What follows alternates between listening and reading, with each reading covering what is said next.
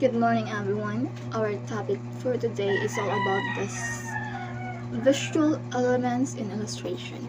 We are the group 6, by the way, and I'm going to discuss all about the line, the shape, and the texture. The first one I'm going to discuss is line. So, what is the purpose of line sa illustration? So, in illustration, line is very important because it can define form, the shapes, and it can lead the viewer's eyes to identify if what design is it and what shape is it. And line is the smallest unit in design. So, line has two types, which is static and dynamic. But we're going to tackle the static first. First, on static, it has two types also, which is horizontal and vertical. Horizontal, it can give or create it can create a sense of stability and a ground or a horizon. Tapos, while ang vertical, it gives or create or it can kuan sa kanang height sa object. Kay vertical man, which is makakuan gud siya pila siya katas-on or unsa siya kamubo nana. And also it can give or create power or strength sa design. So the other type of line is dynamic. Dynamic has the two types also, which is diagonal and the curved line. And diagonal, it creates instability, but it can help viewers' eyes to guide the whole design or the composition.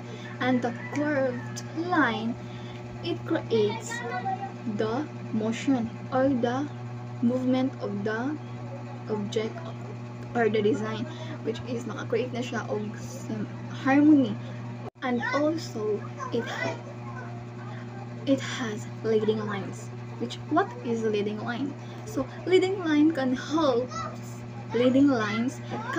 the viewer's eyes to identify the identify the design good around the design.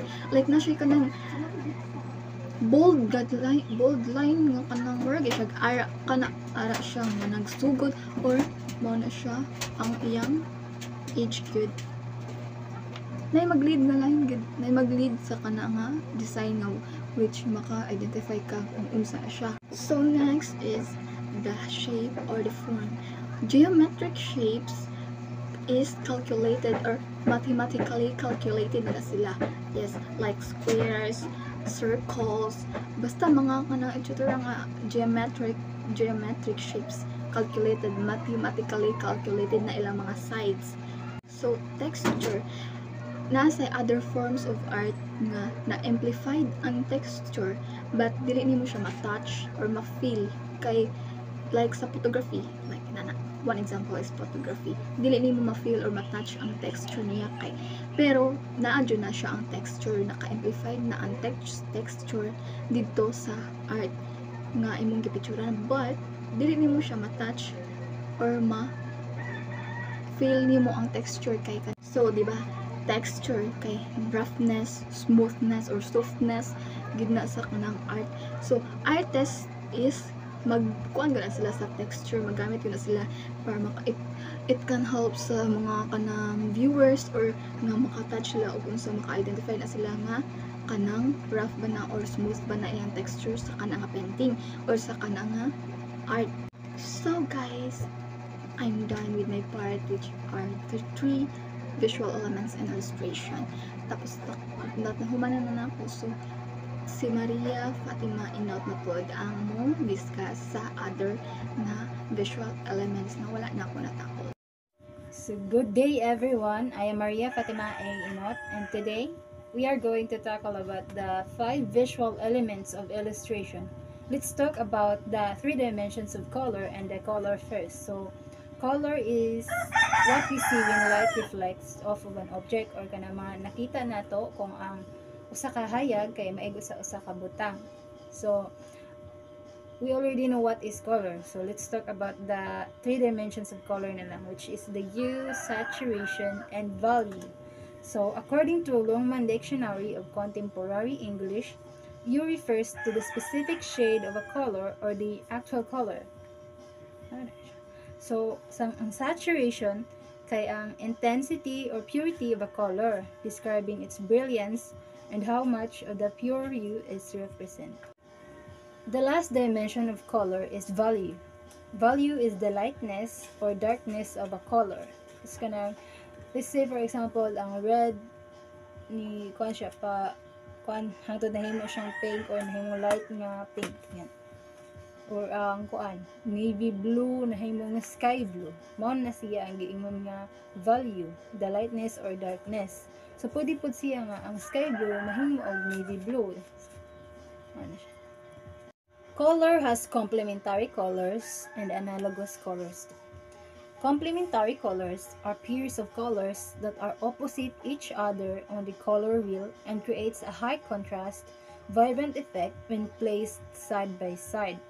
So ang kaning complementary colors kay duha daw ni siya ka kanang opposite colors like blue or red dayon gi-mix dayon pagkaman gibutang sa kuan nana siya sa color wheel.